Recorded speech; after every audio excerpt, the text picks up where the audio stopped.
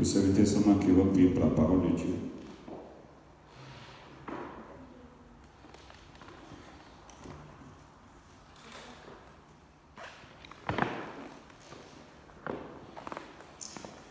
Béni soit l'Éternel Dieu, dont la parole était au commencement, celui qui était déjà avec la parole et qui est venu dans le monde en chair, au nom de Jésus-Christ de Nazareth. Béni soit ton nom, Père, car il est écrit que l'homme ne se nourrira pas seulement que de pain, mais de toute parole qui procède de la bouche de Dieu. Père, nous prions maintenant pour que cette parole nous parvienne au travers de ton serviteur, et nous te prions, Père, de bien vouloir effacer sa chair et de t'incarner en lui, et de parler à cette assemblée. Père, fais en sorte que ces paroles qui sortiront de sa bouche ne soient plus ses paroles à lui, mais les paroles à toi. Que ces paroles-là, Seigneur, soient une source d'eau vive qui coule en nous, Seigneur, jusque dans la vie éternelle. Car, Seigneur, c'est cette eau que nous voulons boire, et non pas l'eau du puits de Jacob, que la Samaritaine était en train de puiser. Père, nous voulons boire de cette eau, afin que nous n'ayons plus jamais soif. Car tu as dit, vous tous qui avez soif, venez aux eaux gratuitement. Et c'est toi qui donnes les eaux de la vie. Père, donne-nous ces eaux. Ouvre notre intelligence, Père, afin que nous puissions comprendre la parole et que nous puissions la garder. Car une chose est de comprendre la parole, mais une autre est de la garder. Nous voulons garder ta parole, mon Dieu. Donne-nous la force de la garder, car c'est elle qui nous sauvera jusque dans la vie éternelle. Et Père, bénis ton serviteur et bénis ton audience. Et c'est en ton nom que j'ai prié. Amen. Amen. Alléluia. Alléluia. Amen. Voilà. Nous bénissons le nom du Seigneur pour la présence de chacun de vous. Amen. Nous sommes aujourd'hui dans la joie de retrouver notre sœur Maman Germaine. Que Dieu te bénisse. Alléluia. Est-ce qu'on peut acclamer Jésus-Christ de Nazareth? Amen.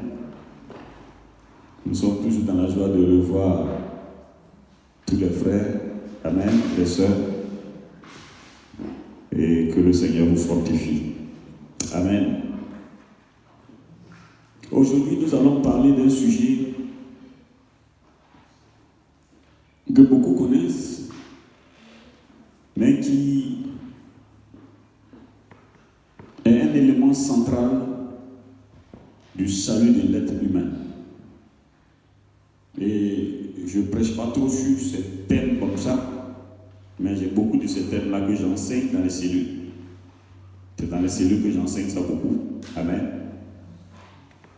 Alors, aujourd'hui, le thème que nous donnons, c'est la rédemption.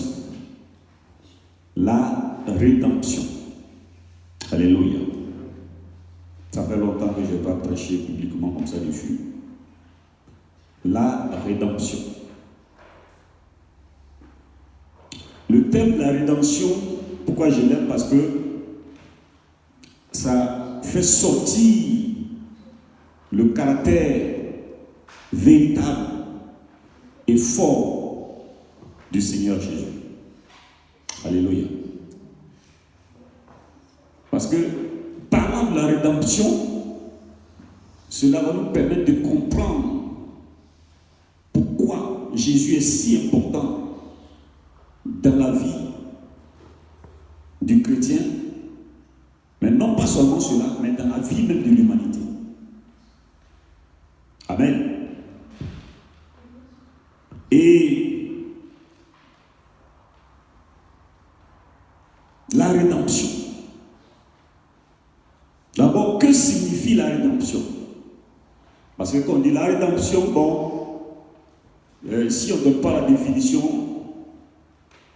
beaucoup ne comprennent pas qu'est-ce que ça veut dire. Mais aussi, d'autres comprennent cela d'une manière plate. La rédemption. La rédemption signifie affranchir ou libéré de la captivité ou de la mort par le paiement d'un prix appelé rançon. Je m'explique. Quand on parle de rédemption, c'est que il y a quelqu'un qui était prisonnier, il y a quelqu'un qui était esclave, il y a quelqu'un qui était soit arrêté. Je vais prendre un exemple terre à terre, comme aujourd'hui. Aujourd'hui, quelque chose t'arrive, on t'arrête, on te met en prison. Et puis, on est là, on dit, ah, il paraît qu'on a arrêté tel frère, il est en prison. On court pour aller vers là-bas. Et puis, on dit, ah non, il y a eu tel truc. Si on doit le libérer, pour le moment là, sous caution, vous devez payer tel montant pour qu'on le libère. Et puis, quelqu'un doit signer un engagement de responsabilité pour dire que c'est moi qui m'engage, et puis je paye cette somme, et puis je le fais sortir. Est-ce que vous me suivez? Parce que si il sort, toi qui as signé, et puis qui as payé la somme, si quelque chose se passe là-bas, encore, c'est toi, on vient voir directement.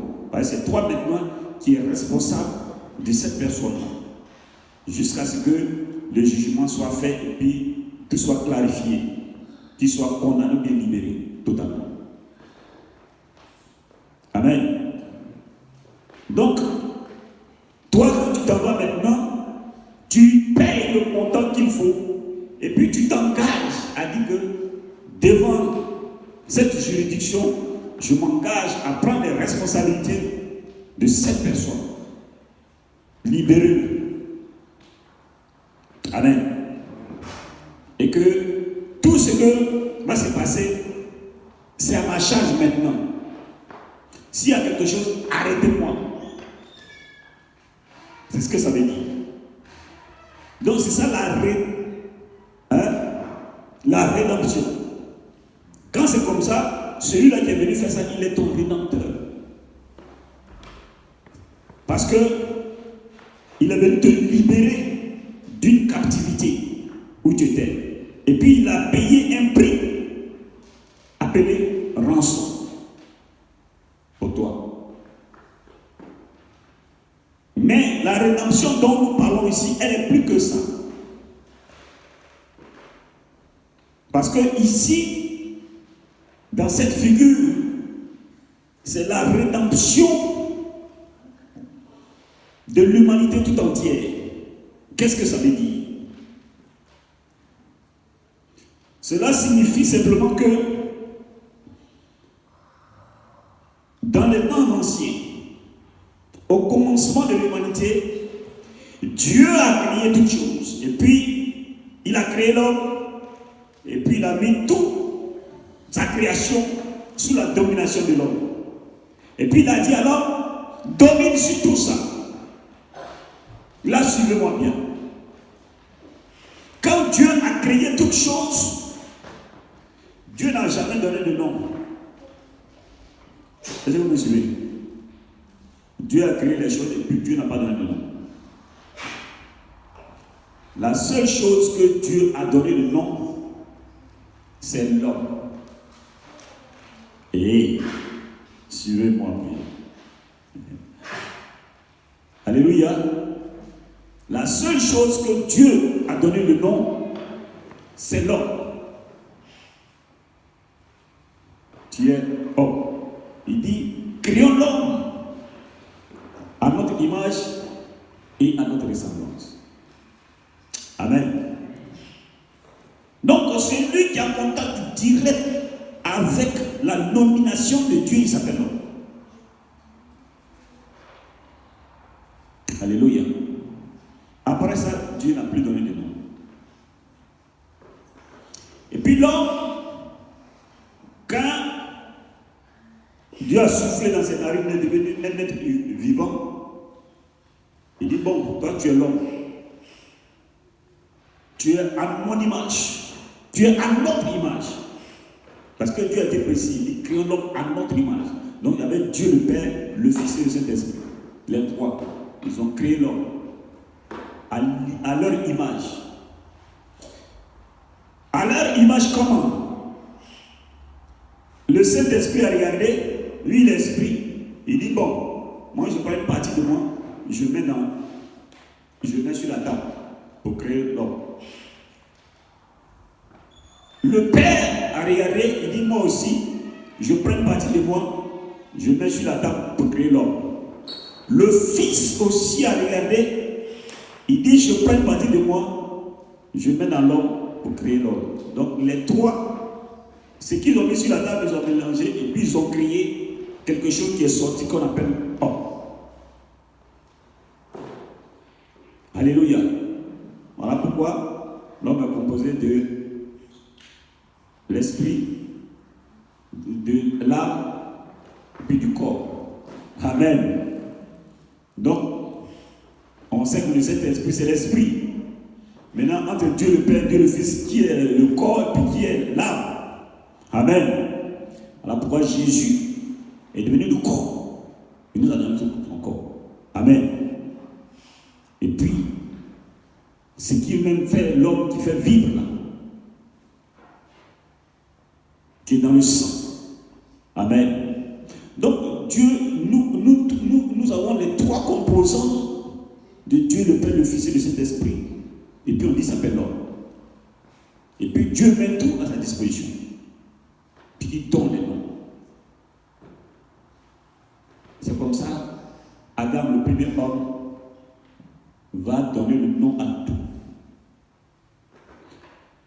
Et puis Dieu regarde, il voit que l'homme, Dieu quand il a tout créé, il dit tout est bon. En ce temps, la femme n'était pas là. Quand même, Dieu dit tout est bon. Que tout est parfait. Après, Dieu dit l'homme là, il est seul. Je vais donner une semblable. Il prend la côte de l'homme et puis il crée la femme. Là aussi, c'est un message. Parce qu'il prend un os. Avant, là, c'est la terre qui l'a pris, il agit. C'est mou. On met un peu d'eau, on peut faire des formes facilement. Puis il a créé l'homme. Mais là, il va prendre une côte. Or, la côte, c'est un os. Puis c'est dur. L'os, on ne peut pas toucher pour que ce soit souple. Pour donner une forme à l'os, on a besoin de quelque chose pour tailler. C'est-à-dire qu'il faut véritablement prendre son temps pour pouvoir tailler pour que ça donne une forme. Quand on prend les dents des éléphants, puis on donne une forme, et puis ça sort des images, l'artiste qui fait ça, il prend du temps. Maintenant, quand on est en train de tailler là, quand tu tailles l'ivoire, bien un os, qu'est-ce que tu fais? Après, tu vas souffler de lui. N'est-ce pas vrai? Pour que ça sorte et puis tu continues. Donc, pour l'homme, on a soufflé une fois. Quand on a fini de faire, l'homme, on a soufflé une fois. Et puis il est devenu âme vivante. Mais pour la femme, on a soufflé plusieurs fois. Il y a eu une maman qui arrive là. Alléluia. Et on va sortir de rire. Pour la femme, on a soufflé plusieurs fois. Voilà pourquoi la femme est importante. Dans elle sort beaucoup d'âmes, beaucoup de personnes. Parce que chaque souffle que Dieu fait, c'est un être vivant. Il a soufflé sur Adam une fois, c'est un être vivant, n'est-ce pas vrai? Or, pour la femme, il a soufflé plusieurs fois. Il fait ici, il fait ici. Ainsi, puisqu'on a soufflé plusieurs fois sur la femme, cette femme-là, elle va faire sortir plusieurs souffles de vie. Est-ce que vous me suivez? Donc, les mamans, ne vous négligez pas. Que vous êtes important dans la main de Dieu. Pour que vous deveniez ce que vous êtes. Dieu a pris du temps et puis il a pris beaucoup de souffle pour souffler sur vous. Voilà pourquoi il faut respecter la femme. Voilà pourquoi il faut chérir la femme. Voilà pourquoi il faut véritablement l'entretenir, puis l'aimer. Parce qu'elle a coûté beaucoup à Dieu, plus que l'homme simplement qui a été créé. juste une parenthèse. Ça, c'est un autre message un jour. Ça, je prêche chaque fois que je suis dans le mariage. Amen. Mais c'était pour vous donner seulement un petit aperçu. Alors, l'homme et la femme maintenant étaient dans le jardin, tout était beau, tout était bien. Et puis un jour, l'ennemi est venu se présenter, puis l'homme et puis la femme ont péché. Alors Dieu va chasser l'homme et la femme du jardin d'Éden. Et puis, on va leur dire, allez maintenant quelque part. Mais, chaque fois que vous allez vouloir manger, vous allez souffrir. Vous allez manger la sueur de votre femme. Toi, la femme, voilà ce qui va t'arriver. Toi, l'homme, voilà ce qui va t'arriver. Maintenant, la séparation que Dieu a mis entre lui et le couple qui était là, le fait qu'il ne voyait plus Dieu, on appelle ça la mort éternelle. Alléluia. Elle est plus grave que la mort du corps. Maintenant, l'homme était prédestiné même physiquement à ne pas mourir. Ça veut dire que ton corps là, ne doit pas mourir. Ça doit rester comme ça pour toujours. Mais Dieu dit, il y a un arbre ici là, si vous mangez cela, le corps là, il va mourir. Mais l'esprit qui est dedans ne meurira jamais. Amen. Parce que le corps, c'est la terre qu'on a pris pour la fourmi. Elle va retourner à la terre. Mais l'esprit qui est dedans ne mourra jamais. Donc faites attention à ce arbre-là, ne le mangez pas. En même temps, Dieu dit, si vous le mangez, faites vide. Il y a un autre arbre qu'on appelle l'arbre de la vie qui est là. Allez prendre son fruit, mangez vite pour que ça ne détruise pas votre corps. Maintenant, Adam sait ça, tout ça. Ça, c'est à Adam que Dieu a parlé. Peut-être que Adam a dit à Ève aussi, ça, je ne sais pas. Mais ce que je sais, c'est que Adam lui savait ça. Donc, quand ils ont mangé le fruit interdit, celui qui les a trompés a dit que Dieu, là, il ne veut pas que vous soyez comme lui. Si vous ne partez pas l'arbre pour manger là, vous allez rester toujours encore comme ça. Vous ne serez pas comme Dieu. Mais vous allez manger l'arbre là, restez comme ça, vous serez Dieu, vous allez voir. Alléluia. Pourquoi je le dis? Parce que quand on les a chassés du jardin d'Éden, la Bible dit que Dieu a mis des anges qui avaient des épées flamboyantes pour les empêcher de revenir au jardin d'Éden pour prendre l'arbre du fruit de la vie pour le manger. Donc, ils savaient qu'il y avait l'arbre du fruit de la vie. C'est à cause de ce arbre-là seulement qu'il y avait des anges qui étaient là. Ce n'est pas pour ne pas vivre dans le jardin d'Éden, non. Mais c'était à cause d'un seul arbre. Ils n'étaient pas interdits du jardin d'Éden. Ils étaient interdits à cause de ne pas aller retourner. Parce que s'ils partaient prendre l'arbre du fruit de la vie, encore ils allaient devenir immortels. Et Dieu voulait pas ça. Donc ils savaient qu'il y avait un autre arbre qui donnait la vie. Mais délibérément, ils n'ont pas fait. À cause de ça, Dieu a dit, bon, c'est fini. C'est pardonné. Je pourrais vous pardonner, mais là, c'est avec conscience que vous l'avez fait. C'est l'arbre-là qui a montré que le péché, ce n'était pas une affaire de trahison, mais c'était avec conscience qu'ils l'ont fait. Donc, Dieu les a chassés. Donc, c'est devenu la mort éternelle. Maintenant, Dieu, comme il a amour, des siècles après, il a eu pitié. Il dit, bon, je vais encore aller racheter. Ça veut dire que je vais encore les ramener près de moi. Donc, il va commencer la procédure qu'on appelle la rédemption. Donc, il va encore aller les racheter pour la libération dans leur servitude esclavagiste du Satan. Parce que quand il a chassé l'homme maintenant, là-bas maintenant, ils ont eu un autre chef qui s'appelle le diable, Satan.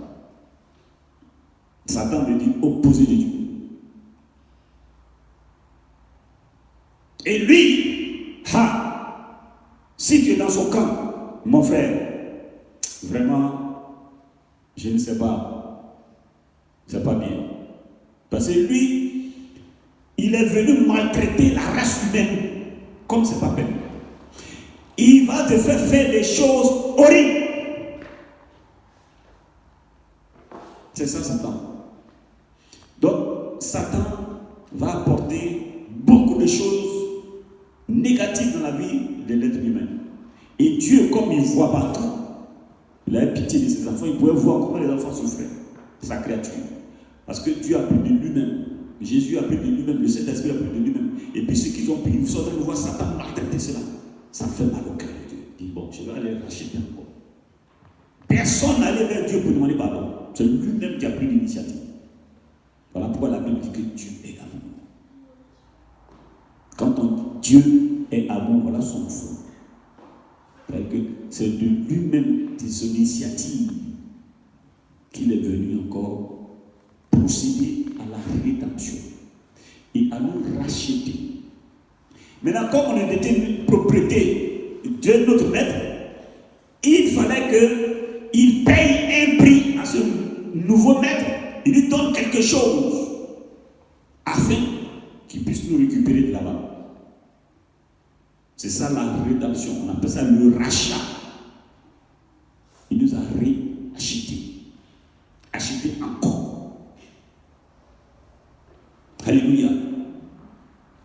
Donc c'est simplement le rachat pour la libération de quelqu'un qui était en servitude et en esclavage ou en captivité. Donc nous étions en captivité.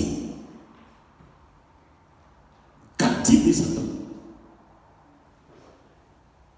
Et ce qui est grave, c'est que l'ennemi va demander quelque chose qui est difficile. Il va demander quelque chose qui est difficile avant de nous libérer. Il va demander le sang de Dieu. Amen.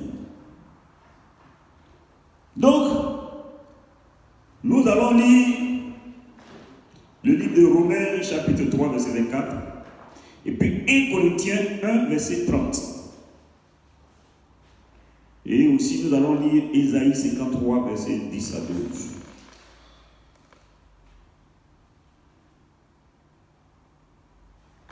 Romains 3, verset 24.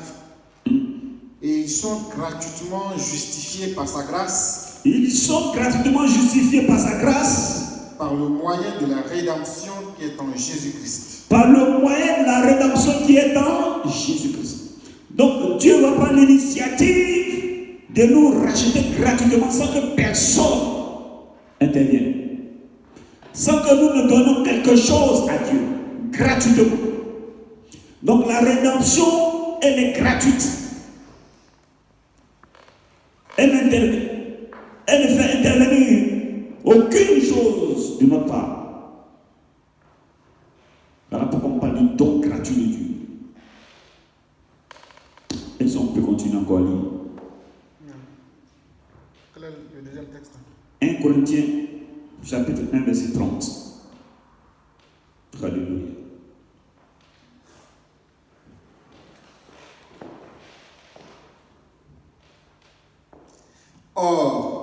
Or, c'est par lui que vous êtes en Jésus-Christ.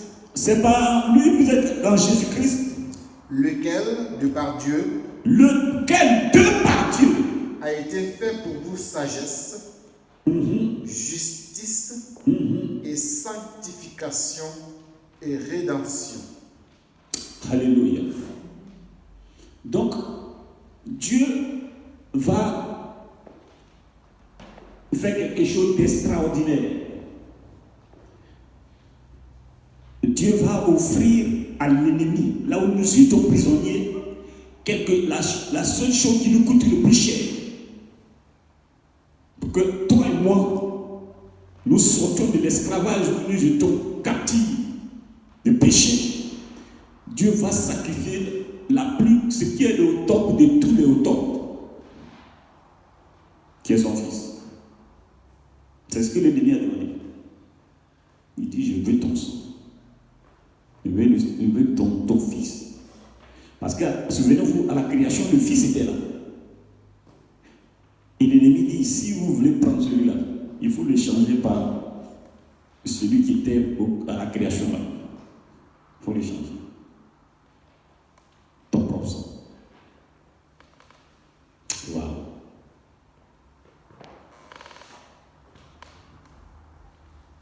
Amen. C'est ça la rédemption. Donc quelqu'un a payé le prix cher pour que toi et moi nous soyons sauvés. Et Dieu va maintenant entreprendre cela. Est-ce qu'on peut lire Isaïe 53, verset 10 à 12?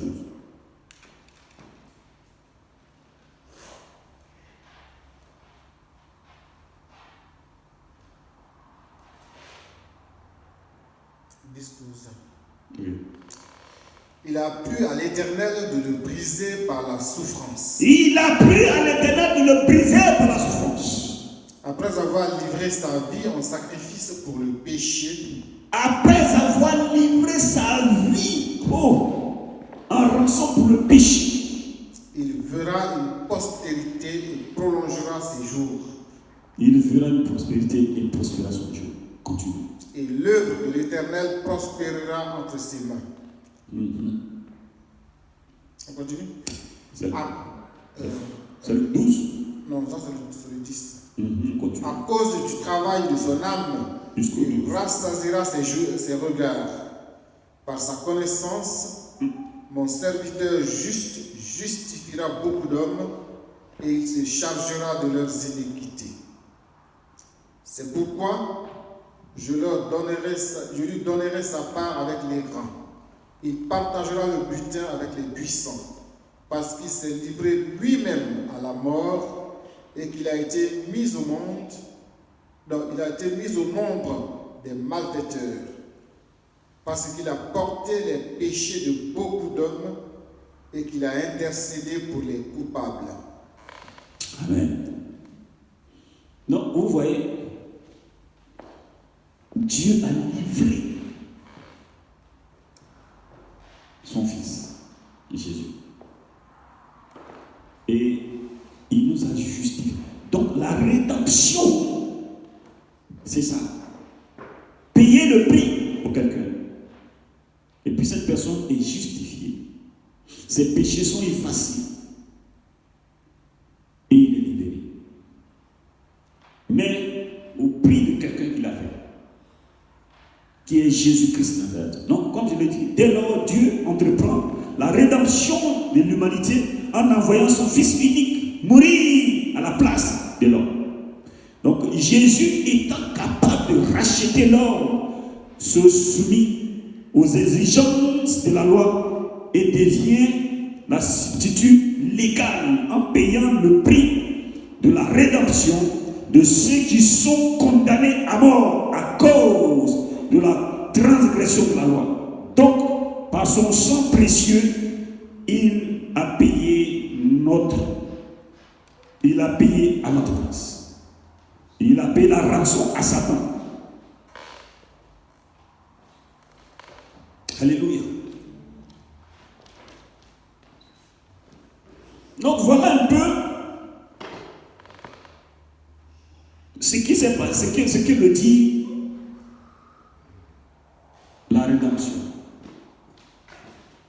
Est-ce que vous avez saisi maintenant? Quand on parle de la rédemption, c'est que Jésus-Christ de Nazareth, Dieu a livré son Fils unique et Dieu ne l'a pas forcé, mais lui-même, la Bible dit, comme l'a lu, il s'est donné volontairement. Et voilà pourquoi maintenant, le Père va le lever au-dessus de toutes choses. Pour lui soumettre, pour lui donner tout. Alors pourquoi tout ce que nous faisons maintenant est en son nom.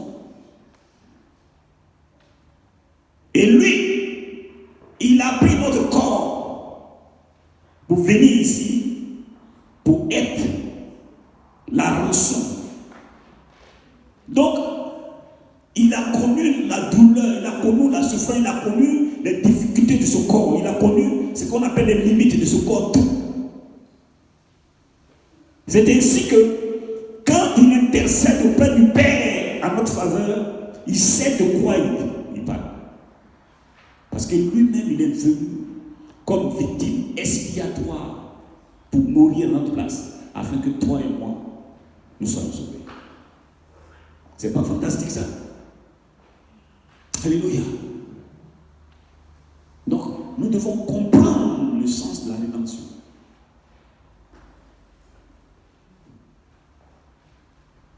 Maintenant, ayant dit cela, quels sont les avantages de la rédemption? Quand Christ vient puis se livre, qu'est-ce que nous obtenons, nous, en tant qu'êtres humains? Premièrement, amen. Premièrement, il y a 3 points que nous allons soulever ici. Premièrement, la rédemption nous conduit au salut. Et vous connaissez le verset tous à cœur. Jean 3,16. Jean 3,16 et Éphésiens chapitre 1, verset 7. Que nous avons lu. Donc le premier produit que produit la rédemption, le sacrifice de Jésus à la croix, qu'est-ce que ça donne? Car Dieu a tant aimé le monde qu'il a donné son Fils unique. Car Dieu a tant aimé le monde. Vous savez, quand on dit Dieu a aimé, c'est que c'est normal. Mais quand on met tant aimé, ça veut dire qu'ici, il y a l'extrême des extrêmes. On continue. Afin que quiconque croit en lui ne périsse point, mais qu'il ait la vie éternelle. Donc, si tu crois au sacrifice que Dieu a fait, et que tu crois effectivement qu'il a fait pour toi, tu as la vie éternelle. Ça veut dire la mort, là où nous avons placé dans le jardin d'Éden, est annulée. Donc la rédemption annule la mort éternelle et nous ramène dans le jardin d'Éden, nous ramène dans la vie auprès de Dieu, nous ramène dans une vie sans fin, comme Dieu le souhaitait depuis le début. Voilà l'effet que produit la rédemption.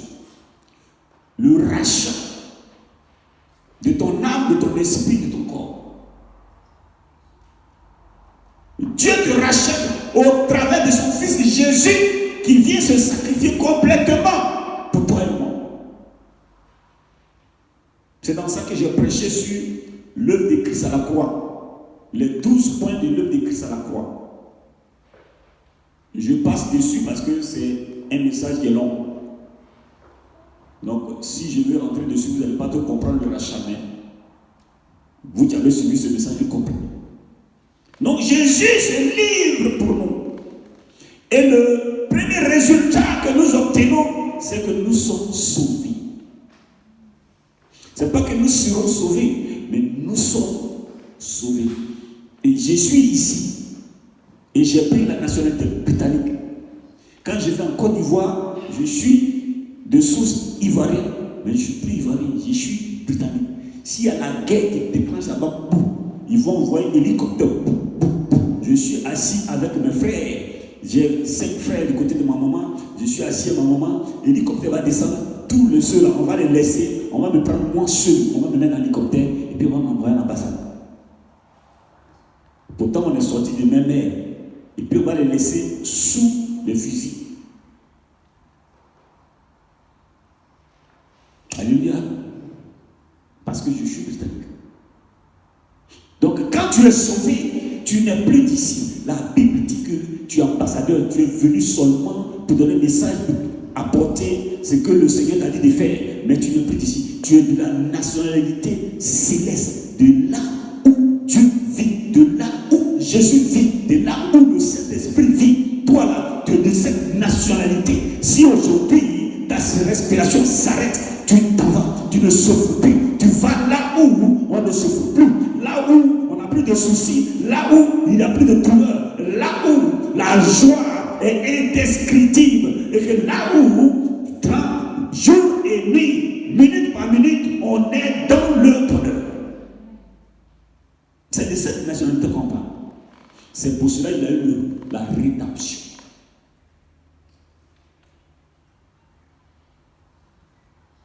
Et Dieu dit, il faut que je ramène les enfants auprès de moi pour qu'ils vivent heureux. Donc la rédemption, son premier produit, c'est le salut. Et seulement ce qu'on te demande, c'est de croire, avoir la foi et puis obéir. Voilà pourquoi nous avons commencé par d'abord la foi et l'obéissance à l'image d'Abraham. Les 3 messages qui sont passés. C'est exprès que je l'ai prêché. Pour que tu comprennes le sens de la rédemption. Donc pour que tu sois inscrit au rang de ceux qui sont sauvés, c'est d'avoir la foi en Jésus. Celui-là qui est venu pour accomplir la rédemption et puis obéir à la parole de Dieu. Bon. Donc voilà le premier fruit de la rédemption. Deuxièmement, la rédemption.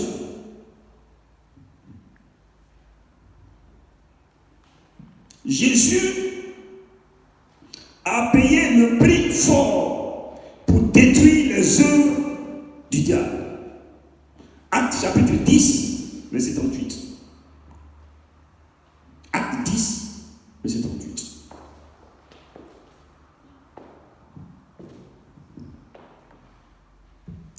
Vous savez comment Dieu a oint du Saint-Esprit et de force Jésus de Nazareth, qui allait de lieu en lieu, faisant du bien et guérissant tous ceux qui étaient sous l'emprise du diable, car Dieu était avec lui. Alléluia. Il faut répondre encore avec Dieu.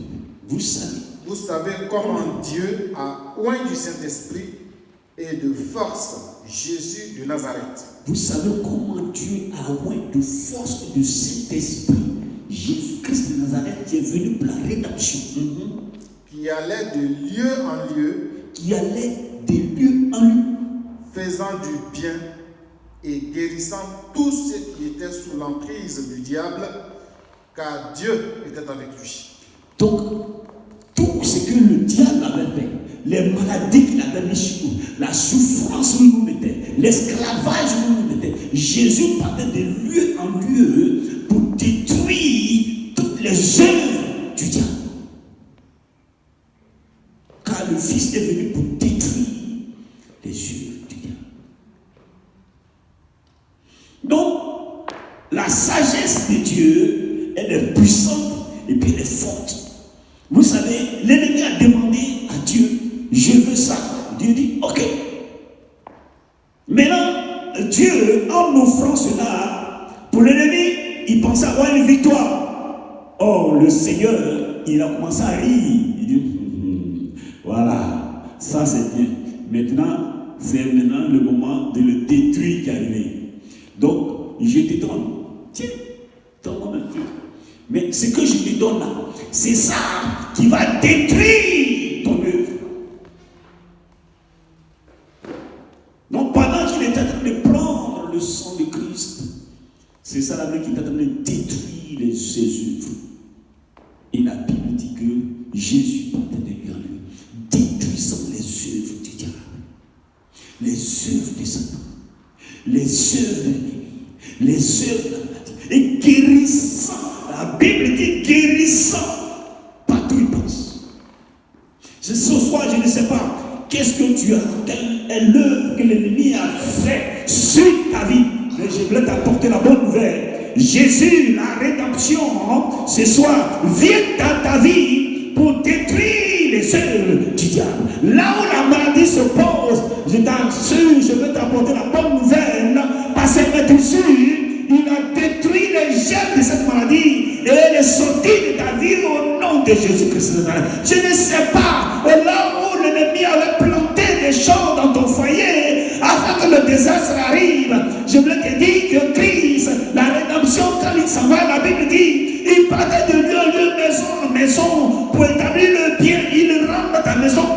fait sortir les œuvres du diable au nom de Jésus-Christ de Nazareth.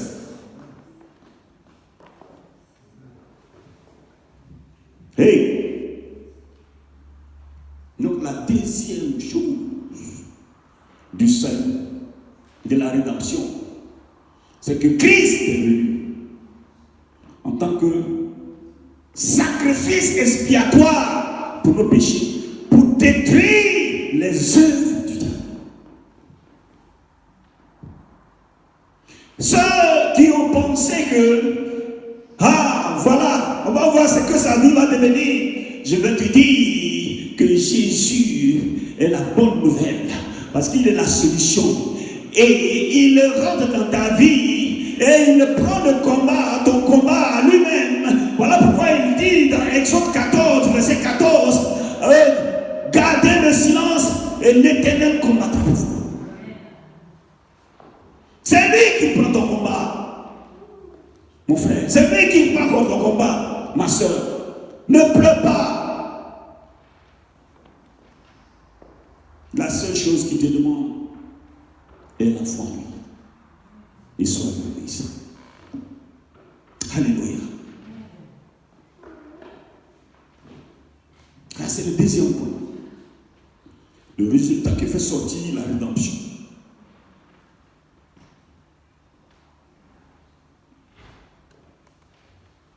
Troisième chose, la rédemption nous permet d'avoir accès à la promesse que Dieu a faite à l'humanité. Dieu a fait une grande promesse à l'humanité. Alléluia. Dieu a fait une grande promesse à l'humanité.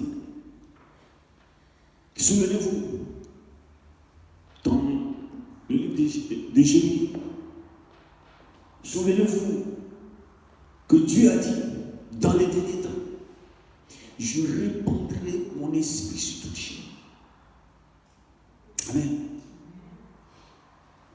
Et cette promesse que Dieu a faite, elle va s'accomplir le jour de la Pentecôte. Nous allons lire cela dans Actes chapitre 1, verset 4.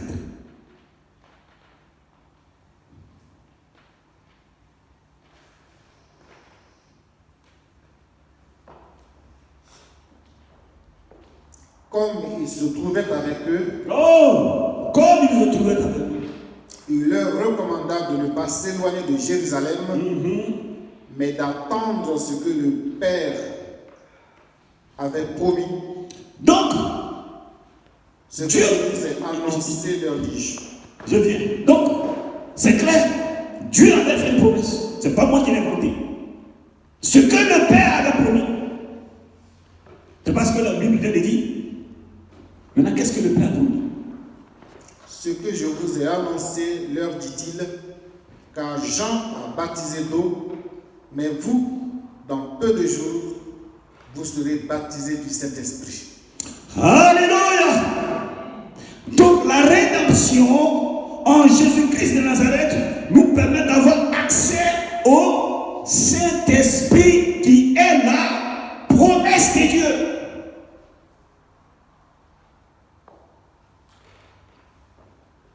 Et quand tu crois en Jésus,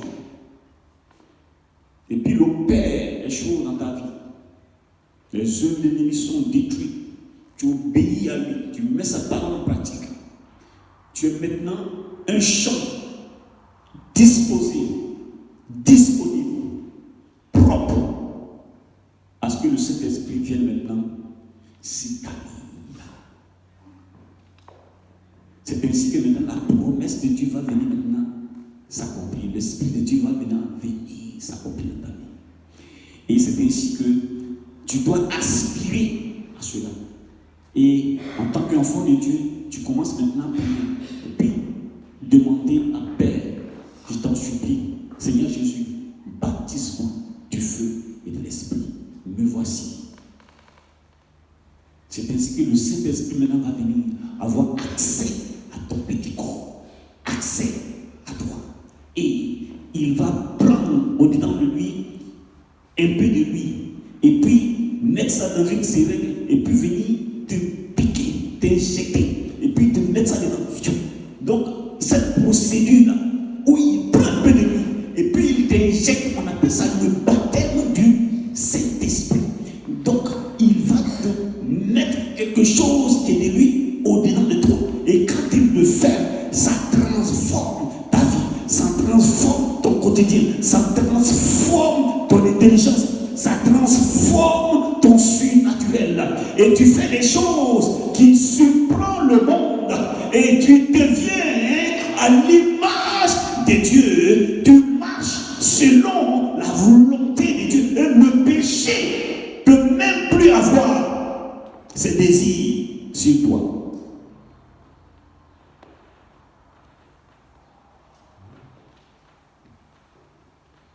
Ça, c'est ça.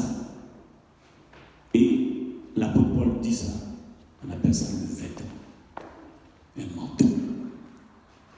Alléluia. Prochainement, nous allons prêcher ces trois-là que je viens de dire en détail. Qui est Jésus? Et puis, qui est le Saint-Esprit? Comme ça, tu vas connaître les différents noms du Saint-Esprit. Et comment il opère. Donc quand le Saint-Esprit vient et puis il te touche, mon frère, ma soeur, toi qu'on appelait la coloureuse, toi qu'on appelait le bagarreur, toi qu'on appelait ceci, cela, il change ta vie, il change ton nom, il change ton adresse, il change ton caractère, il change ta connotation, il fait de toi une âme nouvelle. Et la Bible dit les choses anciennes sont passées, les choses deviennent nouvelles pour toi. Tu deviens une nouvelle créature. Et ce soir, je dis à quelqu'un ici, le Saint-Esprit est rentré dans ta maison et il opère des choses nouvelles dans ta maison. Il y a des choses que tu ne vas pas comprendre dans ces temps-ci qui vont bouleverser ta vie.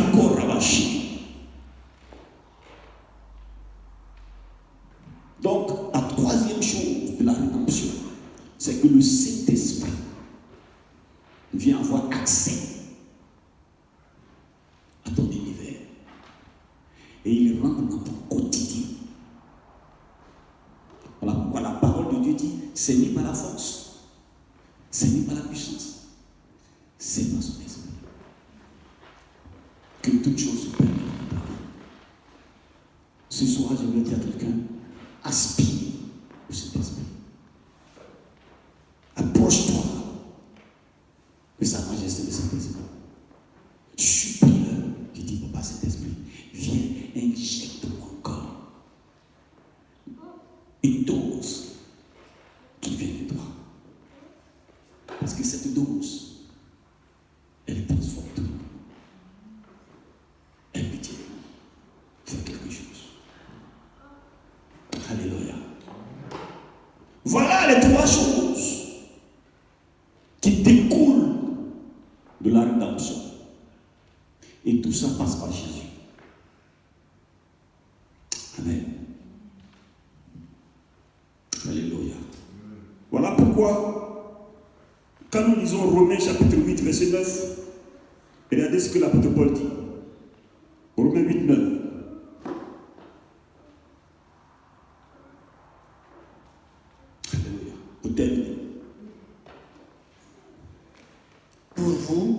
Pour vous, vous ne vivez pas selon la chair, vous ne vivez pas selon la chair, mais selon l'esprit. Mais selon l'esprit. Si du moins l'esprit de Dieu, si du moins l'esprit de Dieu habite en vous. Habite en vous. Si quelqu'un n'a pas l'esprit de Christ, si quelqu'un n'a pas l'esprit de Christ, il ne lui appartient. Oh non, il n'est pas à Christ. Donc, il faut être disposé pour ça. Mais quand tu le reçois, tu ne vis plus selon la chair. Quand tu reçois de cet esprit, les désirs de la chair, tu peux les contrôler. Parce que les désirs de la chair, ils sont têtus. La Bible dit qu'humain, il ne peut pas même obéir à Dieu. Seulement le Saint-Esprit peut les ramener à obéir à Dieu. Alléluia. Donc ce soir, c'est c'était là. Mon encouragement et ma petite exhortation pour t'encourager, pour te dire, mon frère, ma soeur, Jésus est la rédemption de ta vie. Crois en lui. Approche-toi de lui. Obéis en lui. Aime-le. Soumets-toi au Saint-Esprit. Parle au Saint-Esprit. Quand quelque chose arrive, ne sois pas au problème.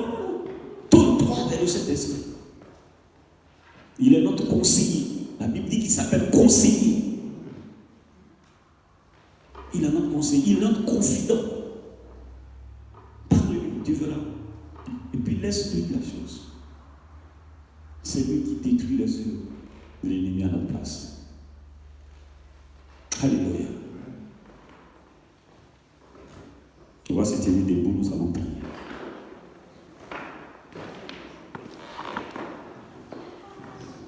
Alléluia. Tu vas dire ceci, Seigneur,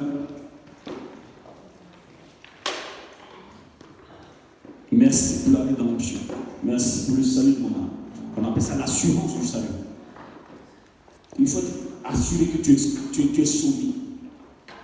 Tu vas dire, Seigneur, merci pour avoir sauvé ma vie, parce que mon nom est écrit dans ton livre de vie. Merci, Papa Saint-Esprit, de m'avoir revêtu de ta puissance. Merci d'avoir restauré ma vie. Alléluia. Est-ce qu'ensemble on peut remercier le Seigneur après ce message? Parce que quand tu comprends quelque chose et tu vois ce que Dieu fait pour toi, la seule chose que tu peux faire, c'est de lui dire merci. Alléluia. Donc ensemble, remercions le Seigneur. Bénissons le Seigneur pour la rédemption qu'il a accomplie dans notre vie. Seigneur, ce soir encore, nous te disons merci. Nous te bénissons, nous te glorifions. Papa, merci de ta grâce. Merci de ta bonté. Merci de ton amour. Toi qui, oh Yahweh Dieu, a sacrifié ce que tu as le plus cher en termes de ton Fils Jésus. Et qu'aujourd'hui, la rédemption a eu lieu. Et qu'au travers de Jésus, nous sommes sauvés. Nous te bénissons. Seigneur, merci pour tous tes bienfaits dans notre vie. Parce que par cette rédemption, aujourd'hui, nous avons accès à sa majesté de cet esprit et qui opère dans nos vies. Nous te bénissons, nous te glorifions, nous te magnifions, Père. Sois loué. Seigneur, à la fin de ce culte, que la grâce qui découle de l'agneau de Dieu, Seigneur Jésus, se déverse sur la vie de chacun de nous. Que l'amour de Dieu soit une source de vie dans nos vies et qui coule chaque jour pour arroser nos vies. Et que la communication de sa majesté de cet esprit nous vêtisse encore de sa grâce et de son amour. Au nom de Jésus que nous avons prié. Amen. Bon dimanche à vous tous et que le Seigneur vous bénisse. On sera dimanche et aussi en semaine.